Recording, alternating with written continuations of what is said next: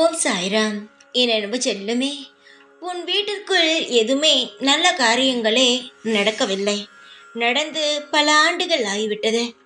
அதற்கான முயற்சிகள் எடுத்தாலும் ஏதோ தடங்கல்கள் வருகிறது, குழப்பங்கள் வருகிறது, வீட்டில் தேவையில்லாத சண்டைகள் வருகிறது. அதனால் மன நிம்மதி ஒரு சிறு துளி கூட இல்லை. தங்கமே, இதெல்லாம் நினைத்துதானே ஒவ்வொரு நாளும் ஒவ்வொரு நிமிடமும் கவலைப்பட்டு கொண்டே இருக்கிறாய். உன் கவலைகள் அனைத்திற்குமே மருந்தாக நான் ஒன்று சொல்கிறேன். இது ஒன்றை நீ செய்தால் போதும், உன் வீட்டில் இருக்கும் அனைத்து கஷ்டமும் உன்னை விட்டு போய்விடும்.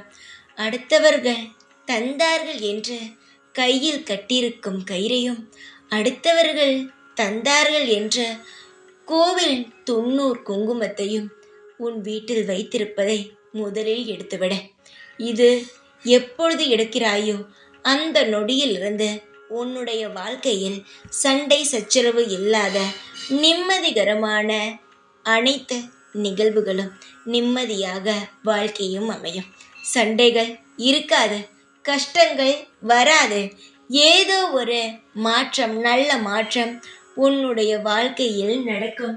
கவலைப்பட்டு கொண்டு இருந்தாய், அதற்கான முடிவையும் நான் சொல்லிவிட்டேன். இதன்படி நடந்தால் உன் வாழ்க்கை நல்ல முறையில் மாறும், நிம்மதிகரமாக இருக்கும். இப்படியெல்லாம் சொல்லுவேன். நீ எடுப்பதும் எடுக்காமல் இருப்பதும் உன்னுடைய கையில்தான் உள்ளது. நான் சொல்வது மட்டும்தான் என்னுடைய கடமை. அதை செய்வது உன்னுடைய கடமைதானே. எல்லா விஷயத்திலும் நீயும் நானும் கலந்துதான் வாழ்க்கையை காப்பாற்ற முடியும். சீக்கிரமாக உன் வாழ்க்கையில் விடிவு காலம் வர வேண்டும் என்றால் நான் சொன்னதை செய்துவிட. நிச்சயமாக நல்லது நடக்கும். அனைத்து பாரங்களும் குறைந்து உனக்கான அனைத்து பலங்களும் கிடைக்கும். என்ன சாய் இதே சொல்கிறார் என்று நினைக்காதே. சாய் சொன்னால் எல்லாம் நல்லதுதான் நடக்கும் என்று முழுமையாக நம்ப. என்ன சொன்னேன்? உனக்கு இப்பொழுது நடக்கப் போகும் நல்லதை தானே சொன்னேன்.